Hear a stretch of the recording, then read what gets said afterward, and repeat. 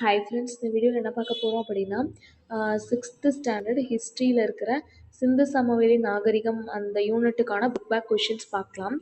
So சிந்து சமவெளி மக்கள் எந்த உலோகங்களை பற்றி அறிந்திருந்தனர் அப்படின்னா செம்பு, வெண்கலம், வெள்ளி, தங்கம் அறிஞ்சிருந்தனர். இரும்பை பற்றி அறிந்திருக்கவில்லை.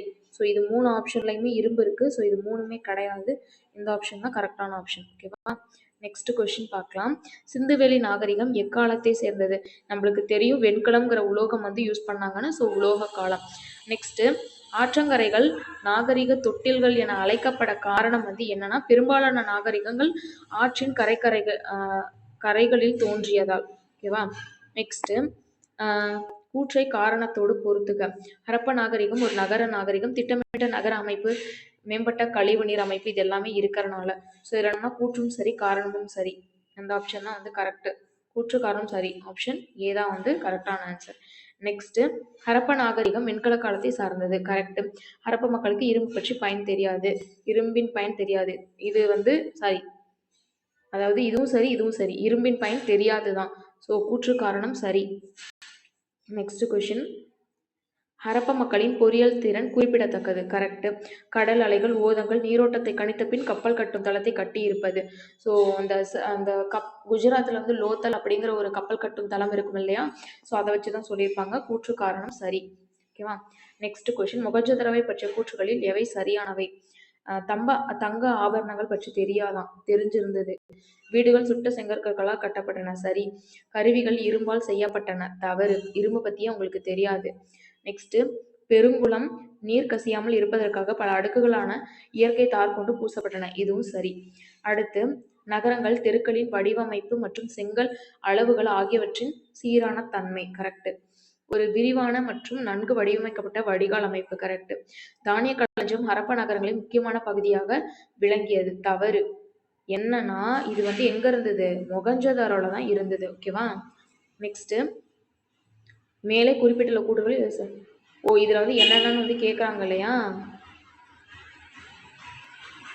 ஆப்ஷன் 1, 2, 3 சரி. ஆனால் இதில் அந்த மாதிரி ஒரு ஆப்ஷனே இல்லை. ஸோ நம்ம நல்லா தெரிஞ்ச ஆப்ஷன் பார்க்கலாம். தானிய களஞ்சியம் இது சரி. சரி, இது தவறு. அப்போ இது ரெண்டும் தான் சரி இல்லையா? 1 and 2 ஆப்ஷன் ஏ தான் கரெக்டான ஆன்சர். நெக்ஸ்ட் கொஸ்டின்,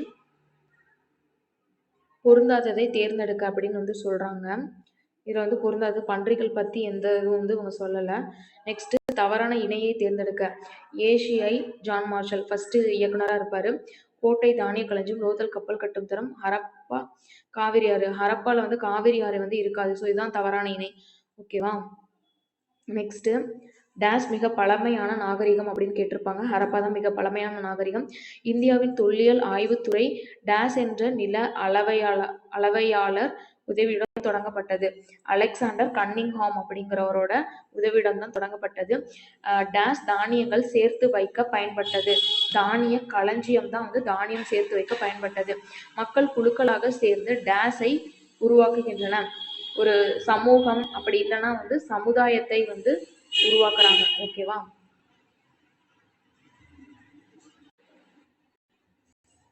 நெக்ஸ்ட் சரியா தவறா? மெகர்கர் புதிய கற்கால மக்கள் வாழ்ந்த இடமாகும். சரி. இந்தியாவின் தொல்பொருள் ஆய்வியல் துறை தொல்லியல் ஆராய்ச்சிக்கும் நாட்டின் கலாச்சார நினைவு சின்னங்களின் பாதுகாப்பிற்கும் பொறுப்பானது. சரி. தானிய களஞ்சியம் தானியங்களை சேர்த்து வைப்பதற்காக பயன்படுத்தப்பட்டது. சரி. முதல் எழுத்து வடிவம் சீனர்கள்ங்கிறது தவறு. இது சுமேரியர்களால் உருவாக்கப்பட்டது. ஓகேவா? நெக்ஸ்ட் கொஸ்டின் பொறுத்துக. மொகஞ்சதாரோ அப்படிங்கிறது